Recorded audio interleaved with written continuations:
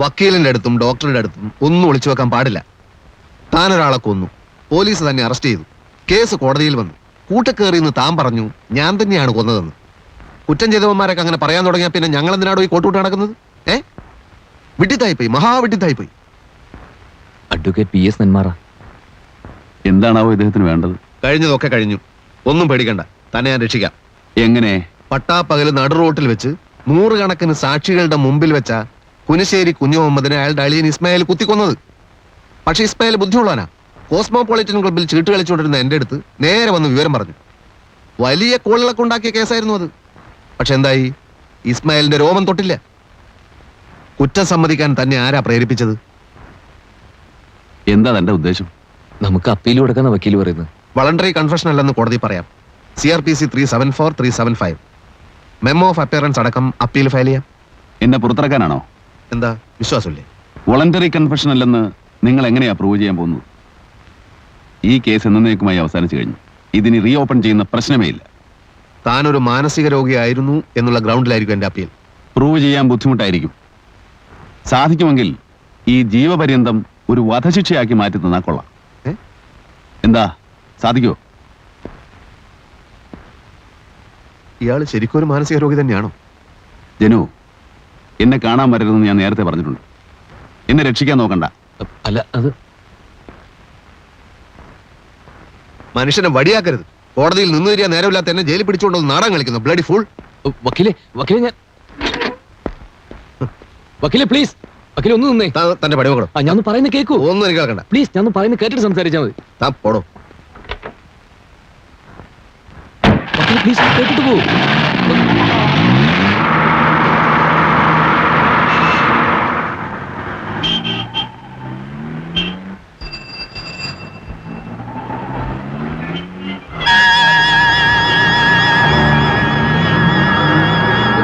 Hello hello hello hello hello, car നിർത്താൻ.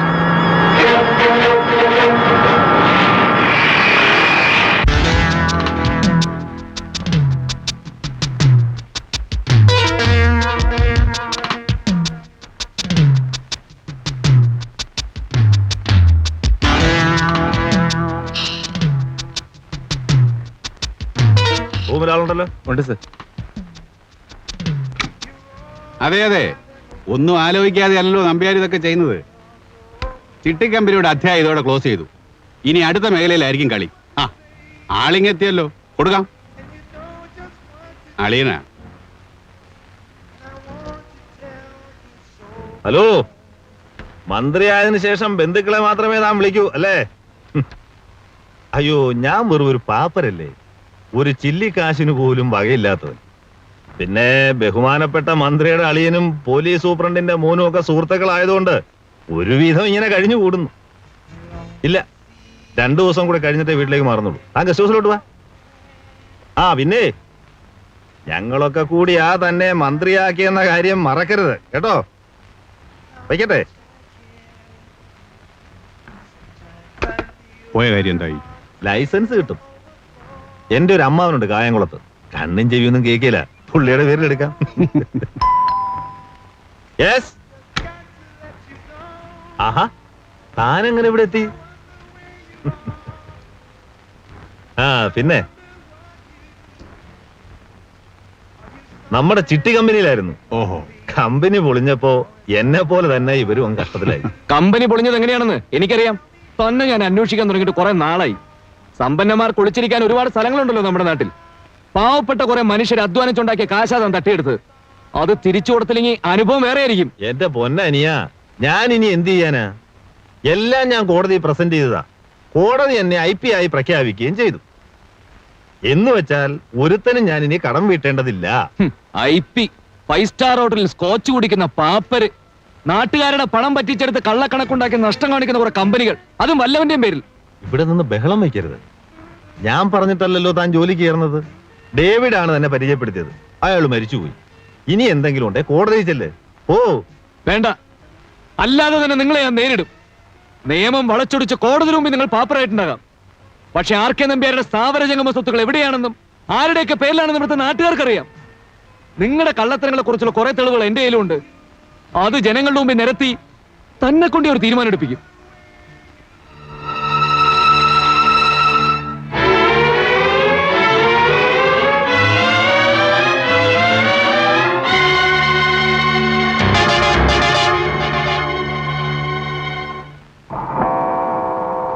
ഇത്രയും നേരം വൈകാൻ എന്ത് പറ്റിയാവോ?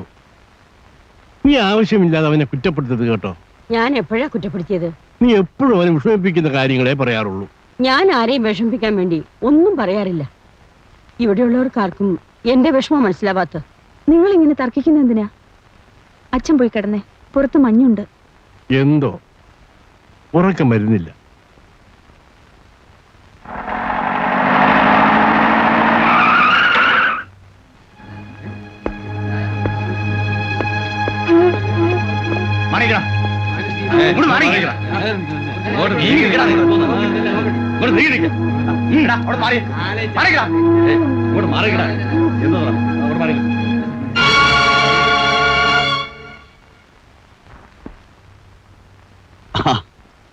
ഒറ്റയ്ക്കേ ഉള്ളൂ.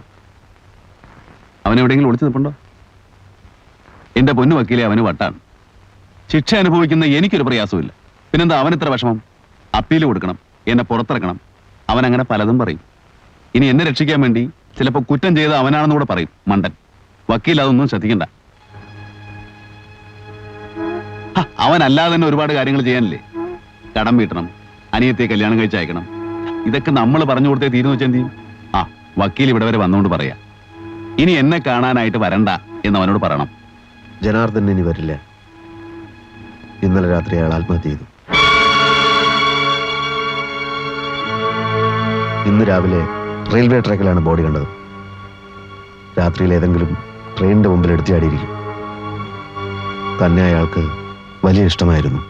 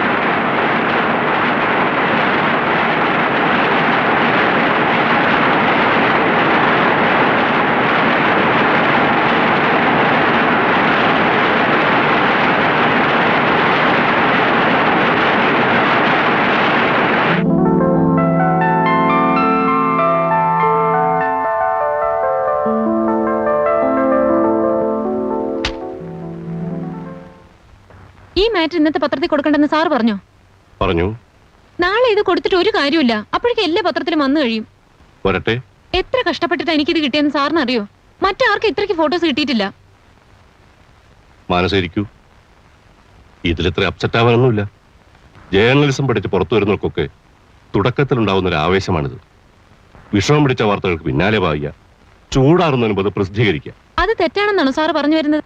തെറ്റാണെന്നല്ല, പക്ഷേ സ്ഥലവും സന്ദർഭവും മാറിപ്പോയാൽ അത് തെറ്റായിട്ട് വരും. മാനസിക്ക് മനസ്സിലായില്ല? ഇല്ല. താൻ ഈ പത്രത്തിലെ ഒരു സ്റ്റാഫാണ്. വളരെയേറെ ത്യാഗങ്ങൾ സഹിച്ച് താൻ കൊണ്ടുവരുന്നൊരു വാർത്ത നമ്മുടെ ഡയറക്ടർ ബോർഡിന്റെ താല്പര്യങ്ങൾക്കെതിരാണെങ്കിൽ അത് നമ്മുടെ ഒത്തത്ത് വരില്ല. ഹലോ, അത് എഡിറ്ററാണ്. ബെൻ എഴുതിയ? അതെ, ശരണാലയം. അതിന് സാഹിത്യ അക്കാദമി അവാർഡോ? ആയിരിക്കുമല്ലോ. നല്ല നോവൽ ആയതുകൊണ്ടാണല്ലോ അവാർഡ് കിട്ടിയത്. ഗ്രന്ഥകർത്താവിന്റെ ഡീറ്റെയിൽസ് ഒരു 5 മിനിറ്റ് കഴിഞ്ഞ് വിളിക്കൂ. സർ, ഞാൻ അന്നേ പറഞ്ഞില്ലേ ഇത്തവണത്തെ അവാർഡ് ശരണാലയത്തിനായിരിക്കുമെന്ന്. എന്ത് ശക്തമാണ് ആ ഭാഷ. അത്തരം ഒരു തീം നമ്മുടെ സാഹിത്യത്തിൽ ഉണ്ടായിട്ടേ ഇല്ല. Really fantastic. എവിടുത്തുകാരനാണ് ഈ ബെൻ? അതറിയില്ല. ആദ്യത്തെ നോവലായതുകൊണ്ട് പത്രക്കാരൊന്നും അയാളുടെ പുറകെ പോയി തുടങ്ങിയിട്ടുണ്ടാവില്ല. ഡീറ്റെയിൽസ് ഒന്ന് കളക്ട് ചെയ്യണമല്ലോ. 1 സെക്കൻഡ്.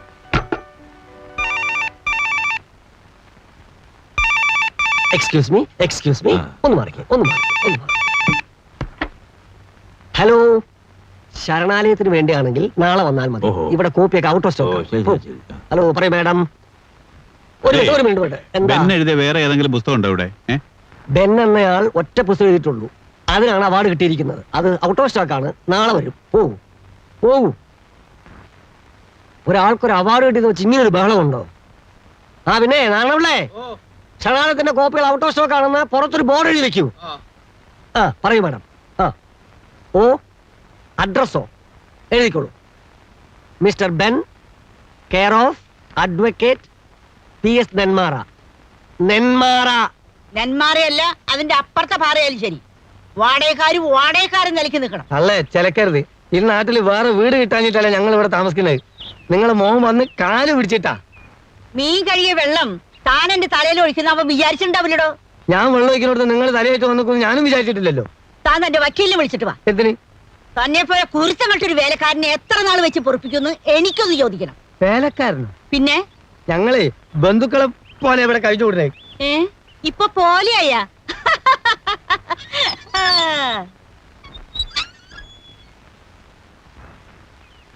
ആരാ? അഡ്വക്കേറ്റ് PS നെന്മാറയുടെ വീടല്ലേ ഇത്? അല്ല, എന്റെ മോൻ പൽപ്പനാവിന്റെ വീടാ. വക്കീല് മേലെ വാടകയ്ക്ക് താമസിക്കുക.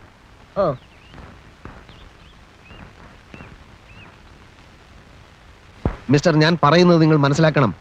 വീണ്ടും വീണ്ടും ഫോൺ ചെയ്താലൊന്നും ഇല്ലാത്ത ബെന്നിനെ ഉണ്ടാക്കിയെടുക്കാൻ എന്നെ കൊണ്ട് പറ്റില്ല. അയാൾ എവിടെയാണെന്ന് എനിക്കറിയില്ലേ. Please don't disturb me. എന്ത് വേണം? അഡ്വക്കേറ്റ് ഓഫീസിൽ വന്ന് കാണണം. See I am getting late. ഞാൻ മലയാള ബന്ധു പത്രത്തിൽ നിന്ന് വരികയാണ്. നിങ്ങൾ എവിടുന്നായാലും ശരി, ഇപ്പൊ സംസാരിക്കാൻ പറ്റില്ല. സർ, ഞാൻ ബെന്നിനെ ഒന്ന് മീറ്റ് ചെയ്യാൻ വന്നതാണ്. മീറ്റ് ചെയ്യാൻ പറ്റില്ല. സർ, ആരാണ് ഈ ബെൻ? കുട്ടി, നേരം വെളുത്തപ്പോ തൊട്ട് ഇതേ ചോദ്യത്തിന് പലരോടും മറുപടി പറഞ്ഞ് ഫെഡപ്പ് ആയിരിക്കാം ഞാൻ. ബെൻ താമസിക്കുന്നത് ഇവിടെയല്ലേ? ആയിരിക്കാം, അല്ലായിരിക്കാം. പക്ഷെ അയാളെ കാണാമെന്ന് ഒരാളും വ്യാമോഹിക്കണ്ട. Kunhikkanna breakfast ready ആയില്ലെന്ന്. അത്ര പെട്ടെന്ന് റെഡി ആവുന്ന സാറും വ്യാമോഹിക്കണ്ട. എന്തിനാ നിൽക്കുന്നത്? സർ, ഞാനൊരു ജേർണലിസ്റ്റ് ആണ്. അതിനുമപ്പുറം ശരണാലയ എന്ന നോവൽ എഴുതിയ ബെന്നിന്റെ ഒരു ആരാധികയാണ്. ഞാൻ എത്ര നേരം വേണേലും കാത്തിരിക്കാം. സാർ എത്ര വഴക്ക് പറഞ്ഞാലും അദ്ദേഹത്തെ കണ്ടിട്ടേ ഞാൻ പോകൂ. ഓഹോ, എഴുത്തുകാരനോട് ആരാധന തോന്നാൻ മാത്രം ആ പുസ്തകം അത്രക്ക് ഭയങ്കരമാണോ? സാർ വായിച്ചിട്ടില്ലേ? ഞാനോ? എന്താ കുട്ടിയുടെ പേര്? മാനസ. മാനസക്ക് ബെന്നിനെ കണ്ടേ ഒക്കൂ അല്ലേ? I will be grateful to you. എങ്കിൽ സത്യം പറയാം, മാനസ ബെന്നിനെ കണ്ടു കഴിഞ്ഞിരിക്കുന്നു. ഞാനാണ് ബെൻ. കുട്ടിയോട് ഈ രഹസ്യം ഒളിപ്പിക്കാൻ തോന്നുന്നില്ല. ദയവ് ചെയ്ത് ഇത് മറ്റാരും അറിയരുത്. ഇന്റർവ്യൂക്കാർസ് വരും തരില്ല. I M A leading criminal advocate. കേസുകളുടെ നൂലാമാലകളിൽ പെട്ട് വട്ടം കറങ്ങുമ്പോൾ ഒരു റിലീഫിന് വേണ്ടിയാണ് ഞാൻ എഴുതി തുടങ്ങിയത്. ബെൻ എന്റെ തൂലികാനാമമാണ്. എനിക്ക് വിശ്വസിക്കാനേ കഴിയുന്നില്ല. ആദ്യമൊന്നും എനിക്കും വിശ്വാസം ഉണ്ടായിരുന്നില്ല എഴുതാൻ കഴിയുമെന്ന്. അവാർഡ് കിട്ടുമെന്ന് തീരെ പ്രതീക്ഷിച്ചതുമില്ല. Saranalayam is a great work. Yes. Sir, എനിക്കൊരു ഇന്റർവ്യൂ. പിന്നെ ആവാം, അതൊക്കെ പിന്നെ ആവാം. പുതുതായി വല്ലത് എഴുതുന്നുണ്ടോ? രണ്ടാമത്തത് കഴിയാറായി. പേര്? പേര് നരിച്ചീറുകൾ. തീം എന്താണ് സർ? തീം അത് ഈ നരികൾ ചീറുന്നതും ഒക്കെ ആയിട്ടുള്ള ചില സംഭവങ്ങളാണ്. നരിച്ചീറുകൾ. നരി ചീറുന്നതോ? പറഞ്ഞ അത് നമുക്ക് പിന്നെ കാണാം. സാറിന് ഇഷ്ടപ്പെട്ട പാശ്ചാത്യ എഴുത്തുകാരൻ ആരാണ്? പാശ്ചാത്യം ബെൻ കിങ്സ്ലി. അതുകൊണ്ടാണല്ലോ ഞാനും ബെൻ പേരിട്ടത്. ബെൻ കിങ്സ്ലിയോ? അത് ഗാന്ധിയിൽ അഭിനയിച്ച നടനല്ലേ? അല്ലല്ല, അത് വേറെ, ഇത് വേറെ. നമുക്ക് പിന്നെ കാണാം പ്ലീസ്.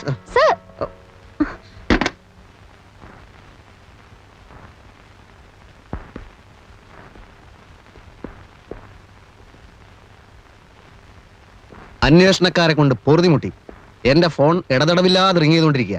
ആരാണ് ബെൻ എന്ന് ഞാൻ വെളിപ്പെടുത്താൻ പോവുക. അത് വേണ്ട. വേണ്ടെന്ന് പറഞ്ഞാൽ എനിക്കൊരു സൗകര്യം വേണ്ടേ? ഞാൻ തന്നെ PR അല്ല. I am a leading criminal lawyer with roaring practice. ഞാൻ എഴുതി വെച്ചത് കൊണ്ടുപോയി പ്രസിദ്ധീകരിച്ചത് സ്വന്തം ഇഷ്ടത്തിനല്ലേ? അനുഭവിച്ചോ? എന്റെ ഇഷ്ടത്തിനല്ല, ആ ജയിൽ വാർഡനാ മുൻകൈ എടുത്തത്. താൻ എന്തൊക്കെയോ മഹത്തായ കാര്യങ്ങളൊക്കെ എഴുതി വെച്ചിട്ടുണ്ടെന്നും അത് പ്രസിദ്ധീകരിക്കണമെന്നും പറഞ്ഞത് അങ്ങേരാ. അല്ല, അതുകൊണ്ട് ഇപ്പൊ കുഴപ്പമൊന്നും ഉണ്ടായില്ലല്ലോ. സാഹിത്യ അക്കാദമി അവാർഡ്, റോയൽറ്റി വേറെ. ആരാണ് ഈ ബെൻ എന്നും ചോദിച്ചുകൊണ്ട് സാഹിത്യ ഭ്രാന്തന്മാർ പരക്കം പായാണ്. പരക്കമ്പാൻ ആരും ഇങ്ങോട്ട് വരരുത്. ഇവിടത്തെ ശാന്തമായ അന്തരീക്ഷത്തിൽ മനസമാധാനത്തോടെ കഴിയാണ് ഞാൻ. എന്നെ സ്വൈര്യം കെടുത്തരുത്. ഒന്ന് ചോദിക്കട്ടെ, തന്റെ ഭ്രാന്ത് ഏത് വകുപ്പ് പെടുത്തണം? ഇരുമ്പഴിക്കുള്ളിൽ ശാന്തമായ അന്തരീക്ഷമാണെന്ന് പറയുന്ന ആദ്യത്തെ തടവ് പുള്ളി താനായിരിക്കും. താൻ എഴുതി കൂട്ടിയ വട്ടിന് അവാർഡും. എനിക്കൊരു പിടിയും കിട്ടുന്നില്ല കേട്ടോ. പറഞ്ഞുതരാം. വക്കീൽ ഇപ്പൊ ഒരു കാര്യം ചെയ്യും. ഓ, റോയൽറ്റി കാശൊക്കെ ഞാൻ എന്ത് ചെയ്യണം? അത് വല്ല അനാഥാലയത്തിനും കൊടുത്തേക്ക്. തനിക്ക് മുഴുവൻ ഭ്രാന്താണ്. എന്നെങ്കിലും താൻ പുറത്തു വരുമല്ലോ, അപ്പൊ താൻ മണ്ണ് നിന്ന് ജീവിക്കോ? ഒരു കാര്യം ചെയ്യും, താൻ എഴുത്ത് നിർത്തണ്ട. ബെന്നിന് ആരാധകർ ധാരാളമുണ്ട്. താൻ എന്തെഴുതിയാലും അവർ വായിക്കും.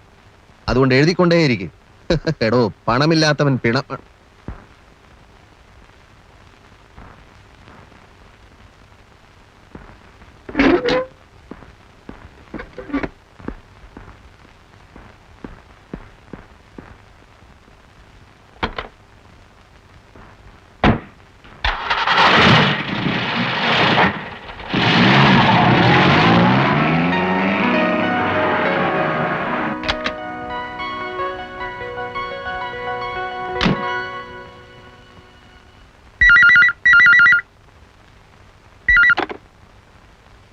Advocate PS Nenmara here.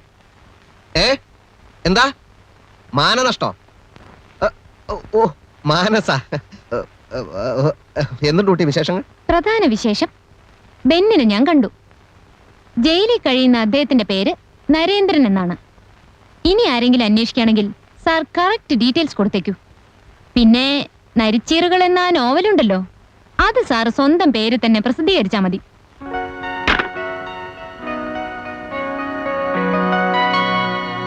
ആ വക്കീലിന് ഞാനൊരു ഡോസ് കൊടുത്തു. അതുകൊണ്ട് കാര്യമായില്ലോ. ഇന്റർവ്യൂ എവിടെ? ഇന്റർവ്യൂ എന്ന് പറഞ്ഞപ്പോ എന്നെ കാണാൻ പോലും അദ്ദേഹം സമ്മതിച്ചില്ല. പിന്നെ നോവൽ വായിച്ചിട്ടുള്ള ഒരു ആരാധികയാണ്, വ്യക്തിപരമായ കാര്യങ്ങളൊന്നും ചോദിക്കില്ല എന്ന് ഉറപ്പ് വരുത്തിയിട്ടാ മുമ്പിൽ വന്നത്. ആ, എന്നാൽ ആ വിവരങ്ങൾ മാത്രം ചേർത്ത് നമുക്കൊരു ബോക്സ് ന്യൂസ് ആക്കാം. അത് വേണ്ട സർ. പറയാൻ മടിയുള്ള ഒരുപാട് കാര്യങ്ങളുണ്ട് അദ്ദേഹത്തിന്റെ മനസ്സിൽ. ആ നോവലിലെ സന്ദർഭങ്ങൾ അധികവും സ്വന്തം ജീവിതത്തിൽ നിന്ന് എടുത്തവയാണ്. അങ്ങനെയാണെങ്കിൽ എന്തുമാത്രം അനുഭവങ്ങൾ കാണും. കുറച്ചു സമയം കൂടുതൽ ഇടപഴകാൻ സാധിച്ചാൽ അദ്ദേഹം അറിയാതെ തന്നെ പലതും നമുക്ക് ചോർത്തിയെടുക്കാൻ പറ്റും. ഇന്റർവ്യൂവിന് പോലും സമ്മതിക്കാത്ത ആളുമായി കൂടുതൽ ഇടപഴകുന്ന എങ്ങനെ? അതാ ഞാൻ പറഞ്ഞു വരുന്നത്. അയാൾക്ക് പരോൾ കിട്ടില്ലേ? കൊലപാതക കുറ്റത്തിന് ശിക്ഷിക്കപ്പെട്ട ഒരു വ്യക്തിയാണ് ബെൻ നരേന്ദ്രൻ എന്നത് തന്നെ നമുക്ക് നല്ലൊരു ന്യൂസാണ്. അപ്പൊ അയാളുടെ കഴിഞ്ഞകാല ജീവിതത്തെ പറ്റി ഒരു ഫീച്ചർ തന്നെ തയ്യാറാക്കാൻ സാധിച്ചാൽ? മാനസ വളരെ ബുദ്ധിപൂർവ്വം ചിന്തിക്കുന്നു. കുറച്ചു ദിവസത്തെ പരോളിന് അയാൾക്ക് പുറത്തിറങ്ങാൻ പറ്റിയാൽ പോകുന്നവരെ അയാളുടെ പുറകെ നടന്ന് കംപ്ലീറ്റ് ഡീറ്റെയിൽസ് ഞാൻ കളക്ട് ചെയ്യാം. നമ്മുടെ പത്രത്തിന് മാത്രമല്ല, സാഹിത്യ ലോകത്തിന് തന്നെ അതൊരു മുതൽക്കൂട്ടായിരിക്കും. അക്കാദമി അവാർഡ് കിട്ടിയ സ്ഥിതിക്ക് അയാൾ ഇപ്പോൾ പരോളിൽ അപേക്ഷിക്കുകയാണെങ്കിൽ തീർച്ചയായിട്ടും കിട്ടും. ഗവൺമെന്റ് ലെവലിൽ നമുക്കൊന്ന് ശ്രമിക്കാം. പക്ഷേ അയാൾ അപേക്ഷിക്കണം. മറ്റൊന്നും ചെയ്യാനില്ലാതിരുന്നതുകൊണ്ട് ഓർമ്മയിൽ തോന്നിയതൊക്കെ കുറിച്ചിട്ടു. സാഹിത്യവാസനയുള്ള ജയിൽ വാർഡന് അത് അച്ചടിച്ചേ തീരൂ എന്ന് നിർബന്ധം. അത് നോവലായി പുറത്തിറങ്ങിയപ്പോ ഏറ്റവും നല്ല സാഹിത്യ സൃഷ്ടിക്കുള്ള അക്കാദമി അവാർഡ്. ഇതൊന്നും പോരാഞ്ഞിട്ട് ഇതിന്റെ പേരിൽ എന്നെ പരോളിൽ പുറത്തിറക്കാൻ പത്രക്കാർക്ക് തിരക്ക്. എനിക്കൊന്നും മനസ്സിലാവുന്നില്ല. പത്രക്കാർക്ക് മാത്രമല്ല സർ, ബെൻ എന്ന എഴുത്തുകാരനെ ഇഷ്ടപ്പെടുന്ന ഒരുപാട് പേരുണ്ട് ഈ നാട്ടിൽ. സത്യത്തിൽ കഴിഞ്ഞ കുറെ വർഷങ്ങൾക്കിടയ്ക്ക് സാറിന്റെ നോവൽ പോലെ ഹൃദയസ്പർശിയായ ഒരു പുസ്തകവും പുറത്തിറങ്ങിയിട്ടില്ല. വായനക്കാരിൽ അത്രയേറെ സ്വാധീനമുണ്ടാക്കിയ എഴുത്തുകാരനെ നേരിട്ട് കാണാനും സംസാരിക്കാനും ആഗ്രഹിക്കുന്നത് ഒരു തെറ്റാണോ? അല്ല. പേരെന്താന്ന് പറഞ്ഞ? മാനസ. മാനസ കരുതുന്ന പോലെ ഞാൻ അത്ര വലിയ മഹാനൊന്നുമല്ല. എന്റേത് മഹത്തായ ഒരു കലാസൃഷ്ടിയുമല്ല. ക്ഷമിക്കണം, അത് തീരുമാനിക്കുന്നത് വായനക്കാരല്ലേ. ബെന്നിന്റെ അടുത്ത പുസ്തകം ഏതാണെന്നറിയാൻ എത്ര പേരാണെന്നോ കാത്തിരിക്കുന്നത്. കുട്ടി, ഇനിയൊരു പുസ്തകം പോയിട്ട് ഒരു വരി എഴുതാൻ എനിക്ക് കഴിയില്ല. ജീവിതത്തിൽ ഒരു കഥ ആർക്കും എഴുതാം, സ്വന്തം കഥ. രണ്ടാമതൊന്നും എഴുതാൻ ഭാവന വേണം. എനിക്കതില്ല. ഭാവനയുള്ളവർക്ക് ഒരിക്കലും അതുണ്ടെന്ന് തോന്നില്ല. എന്ത് പറഞ്ഞാലും ഒരു മറുപടി ഉണ്ട് മാനസയ്ക്ക്. പക്ഷേ എനിക്കൊരു മറുപടി സാറ് തന്നില്ല. സർക്കാർ ലെവലിലൊക്കെ ഞാൻ അന്വേഷിച്ചു. ഇപ്പൊ അപേക്ഷിക്കുകയാണെങ്കിൽ തീർച്ചയായിട്ടും സാറിന് പരോൾ കിട്ടും.